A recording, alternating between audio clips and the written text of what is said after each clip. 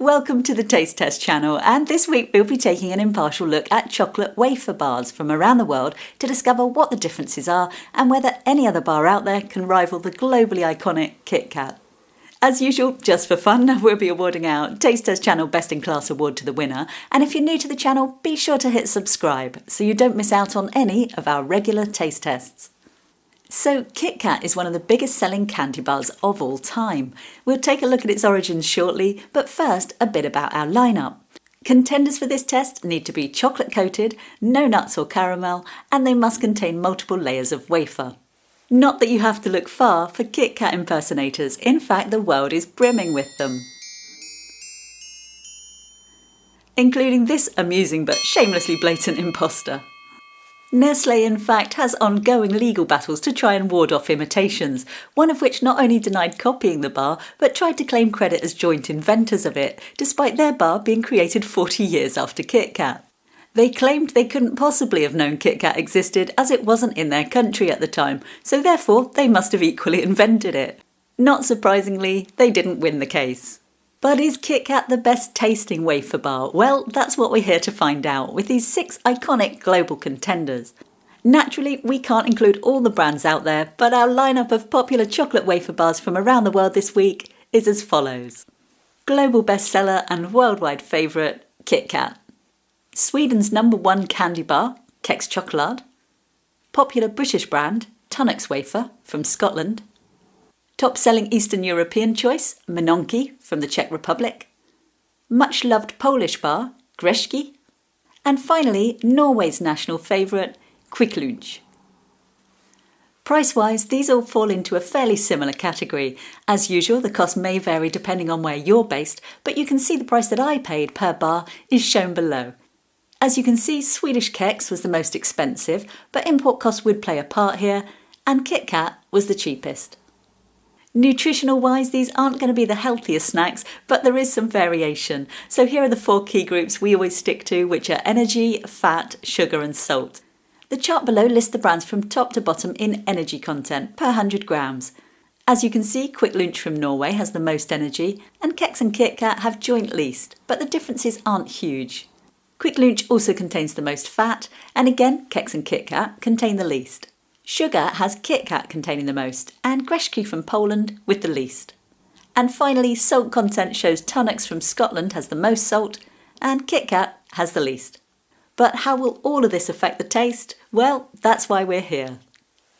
So we'll start with the famous bar itself, global bestseller KitKat. But how did it come about? Well, in 1935, a worker in Rowntree's chocolate factory in England dropped an idea into a suggestion box. Why not make a chocolate bar that a man could easily take to work in his pack? Thus the flat, easy-to-pack chocolate wafer bar was born as Rowntree's Chocolate Crisp. The name KitKat was then used from the 40s, but has its origins in the 1700s, when a London club of that name, owned by Chris Cat, served their KitKat mutton pies, no doubt making the term synonymous with a quick, easy snack. Rowntree trademarked the name in 1911. The bar's now produced by Nestle, of course, who bought Rowntree in the 80s, the only exception being in the US, where it's made by H.B. Reese, and the only place where the slogan is not "have a break, have a KitKat," but instead the somewhat less catchy "give me a break, break me off a piece of that KitKat bar." So what we're going to do is unwrap all the bars first, so we can compare them visually side by side, and then we'll move on to the tasting. So for those who recall, like many other bars, KitKat used to be in paper and foil, which was not only biodegradable but so much more satisfying to open. But let's open up the wrapper and take a look inside. Okay, so the classic 4-finger KitKat, a thick, smooth chocolate coating, with just a hint of wafer texture showing on the base. The aroma is sweet, with a high dark cocoa hit. And I'll look forward to tasting it after we've opened the others.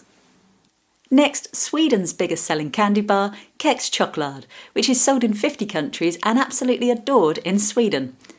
The bar is made by Swedish company Cloetta, who were founded in 1862 and whose chocolate wafer bar predates KitKat, being first made in 1921 and called 5 o'clock wafer chocolate.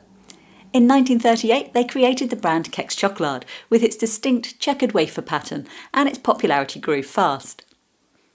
Long associated with skiing and mountain sports, it's an iconic product of Sweden. This bar here has replaced the word kex with heja, a Swedish word for cheering on your teammates, but the lettering normally looks like this. So let's take a look inside.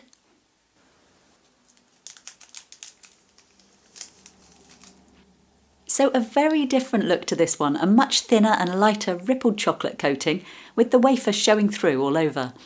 It's heavier than it looks though, so there's obviously substance to it. Divided into 4 pieces and a more subtle milky chocolate smell rather than the strong cocoa hit of the KitKat. So I'll be curious to see how it tastes. Next, from Scotland in the UK, Tunnock's milk chocolate wafer cream. Tunnock's began as a family-run bakery in 1890, opened by the son of a man who made, of all things, coffins, and whose adverts used to read, "Why live a miserable life when for 30 bob you can be buried comfortably?" In the 1950s, looking to sell something with a longer shelf life than cakes, they started making chocolate wafers, which along with tea cakes and snowballs became immensely popular both at home and abroad. So much so that the owner even received an award from Her Majesty the Queen. Apparently a big hit with Coldplay's Chris Martin and actress Andie MacDowell, their wafer bars continue to be well loved internationally. So let's open it up. So a chunky shaped bar, chocolate coating all over but not as thick as the KitKat as you can see, with the wafer texture evident at the sides there. A fairly subtle but sweet fudgy chocolate aroma, not overly rich but perfectly pleasant. Next, from the Czech Republic, Minonky Wafer Bar, made by Opavia of Prague. Opavia have been making wafers since 1840. In fact, it was their very first product. By the 1920s, the company had almost 500 employees and 40 different brands. They're now the biggest producer of snack foods in Central and Eastern Europe and have been regarded for some time as the best food trademark of the Czech Republic.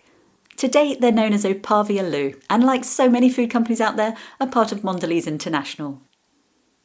So let's open up the wrapper. Oh, just a little bite-sized one there. And 4 more in the pack. So a ripply chocolate coating with the wafer texture showing through. Much thinner and more haphazard on the base. And a bit fudgy looking in texture.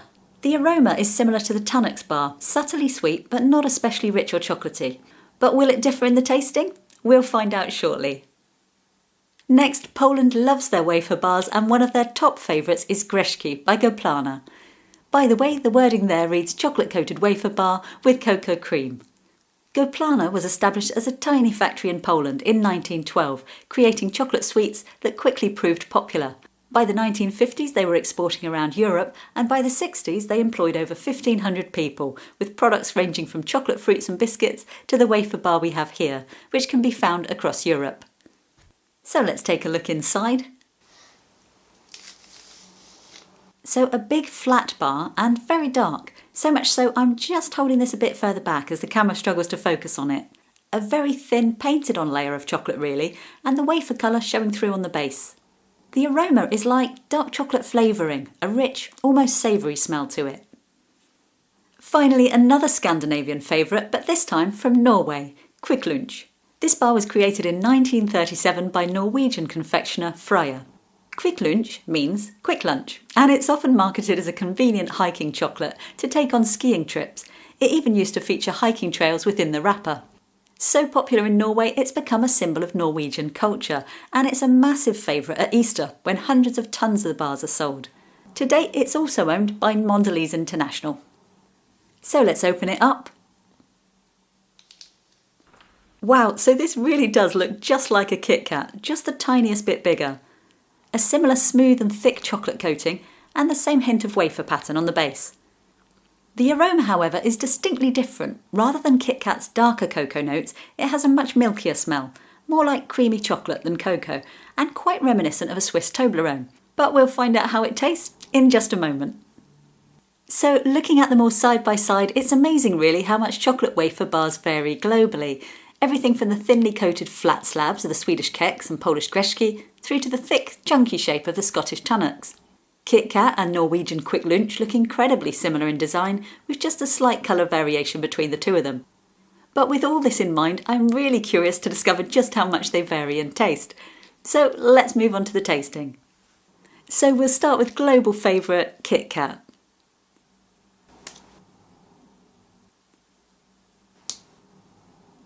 So really familiar to many of you, I'm sure, but to break it down, very sweet from the outset, rich cocoa notes in the thick chocolate coating, and a sugary sweetness from the filling, which by the way is made from crunched up KitKat bars that don't make the grade.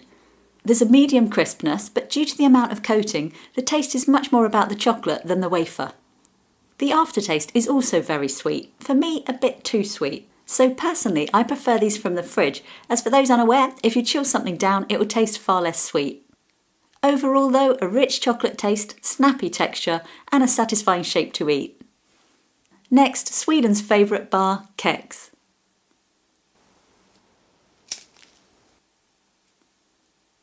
So very thin chocolate that fractures easily, and a lot more substance to the sheets of wafer, but with a layered, light and airy feel. A big initial crunch in the bite, then a medium to soft crispness, melting in the mouth quite quickly. The chocolate's milky and a bit fudgy, so not much cocoa hit to offset the filling, which is very sweet to the taste, and the wafer adds an ice cream cone flavour with vanilla in the aftertaste. To sum up, very sweet, but this time all about the wafer experience rather than the chocolate. Next we'll try Tunnock's Wafer Cream from Scotland. So the crispiest so far and more crunch all round from more layers of wafer, with a grittiness that also adds to the texture. It's sweet, but not too sweet. There's not much taste from the coating, it's not the highest quality chocolate, but perfectly acceptable, and there's a cocoa flavour cream coming through with a hint of burnt sugar in the aftertaste. In short, a satisfying shape to crunch into, and a lighter, less sugary choice. Next we'll try Minonky from the Czech Republic.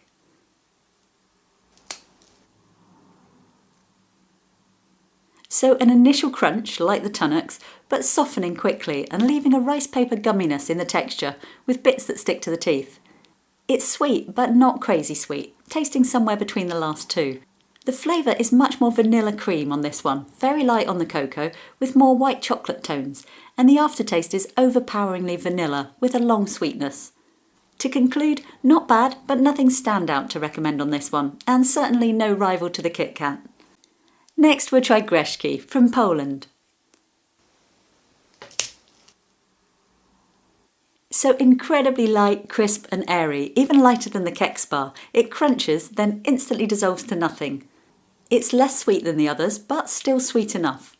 The coating's very thin but surprisingly strong, with a powerful dark cocoa hit dominating the flavour. More cocoa flavouring than chocolate though, and that provides the aftertaste, along with a slight waxiness. In short, the lightest of the group, like a bar of air, with a very long and strong cocoa flavour. Finally, we'll try Kvikk from Norway.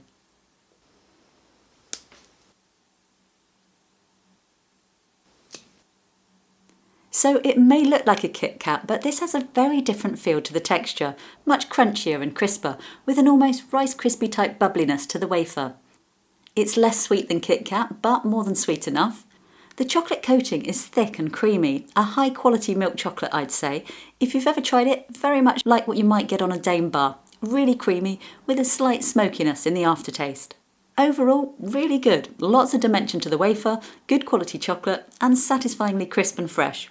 A strong contender for sure, but does it beat a KitKat? We'll find out now.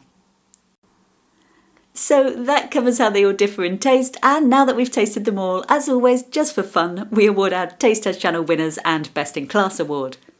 And choosing a favourite from this lineup may well vary depending on what you personally want from a chocolate wafer bar.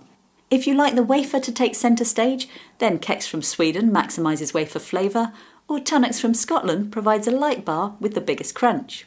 If you prefer the chocolate to dominate, then KitKat has a generous coating and softer crispiness, while Kvikk has just as much chocolate but more crunch to the wafer. Alternatively, try Greshki from Poland for a crispy dark cocoa hit, or Minonky for more vanilla tones. But who ranks top? Well, our top 3 winners are as follows. Winning 3rd place, Tunnock's Wafer Cream from Scotland, the crispiest of all with a satisfying crunch and a really good option for a light and less sugary chocolate wafer bar. Winning 2nd place, despite being the world's best seller, KitKat.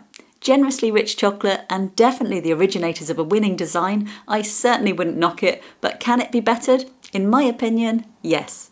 So in 1st place this week in the popular chocolate wafer bars from around the world, the Taste Test Channel Best in Class award goes to Kvikk Lunsj from Freia of Norway, with extra crispiness and texture to the wafer, less sugary and a lovely high quality creamy chocolate. For us, it takes top spot. So well done to Kvikk Lunsj from Norway.